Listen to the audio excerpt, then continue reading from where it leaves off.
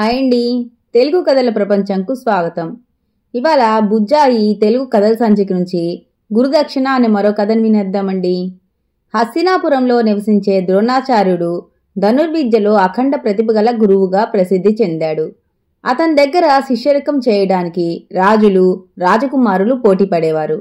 ద్రోణాచార్యుడి కరుణా కటాక్షాల కోసం తప్పించిపోతూ ఏకలవ్యుడు కూడా అక్కడికి చేరాడు. అతడు నిషాదుల రాజైన హిరణ్యధనుషుని కుమారుడు.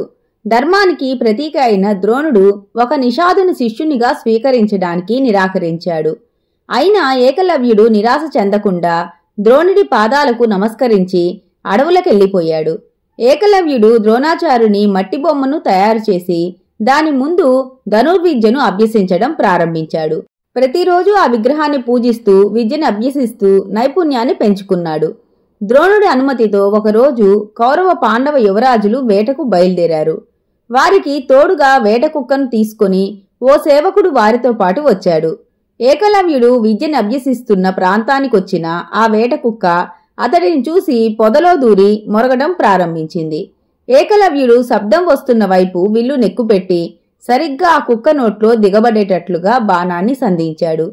కుక్క ప్రాణాపాయంతో మూలుగుతూ యువరాజులున్న ప్రాంతానికొచ్చి ప్రాణాలు విడిచింది. ఈ సంఘటన చూసిన వారంతా దిగ్భ్రాంతి చెందారు. ఇంతటి నైపుణ్యాన్ని ప్రదర్శించిన ధనుర్విద్యా ప్రవీణుడెవరో చూడాలన్న ఆసక్తితో వారు ఏకలవ్యుడి దగ్గరికి వచ్చారు. అతను కొండజాతి వాడుగా ఉండడాన్ని గమనించిన వారి మొహాలు మాడిపోయాయి. ఎవరు నువ్వు అని ప్రశ్నించారు రాజకుమారులు. నా పేరు ఏకలవ్యుడు. నేను నిషాదుల రాజైన హిరణ్యధనుషుని కుమారుడిని. ద్రోణాచార్యుల వారి శిష్యుడిగా ధనుర్విద్యలో నైపుణ్యాన్ని సంపాదించడానికి అహర్నిశలు శ్రమిస్తున్నాను అన్నాడతను వినయంగా. ఏకలవ్యుడికి దగ్గరలో ఉన్న ద్రోణుడి ప్రతిమ, అతడి మాటల్లోని ఆత్మవిశ్వాసాన్ని గమనించిన అర్జునుడికి పరిస్థితి అర్థమైంది. అక్కడ్నుంచి నేరుగా ద్రోణాచార్యుడి దగ్గరికి వెళ్ళాడు. ఏకలవ్యుడి గురించి, అతని ప్రతిభా పాఠవాల గురించి వివరించాడు. ద్రోణాచార్యుడు ఒక్క క్షణం ఆలోచించి తల పంకించాడు. తరువాత ద్రోణుడు అర్జునుణ్ణి తోడ్కొని అడవులకు వెళ్ళాడు.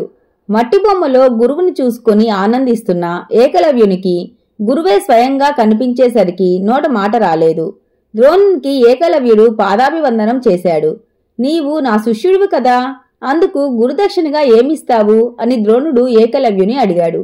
దాంతో ఏకలవ్యుడు ఉబ్బి దబ్బిబ్బయ్యాడు. ఆదేశించండి గురువర్య, మీరు ఏది కోరితే అది సమర్పిస్తాను అన్నాడు ఏకలవ్యుడు ఎంతో వినయంగా.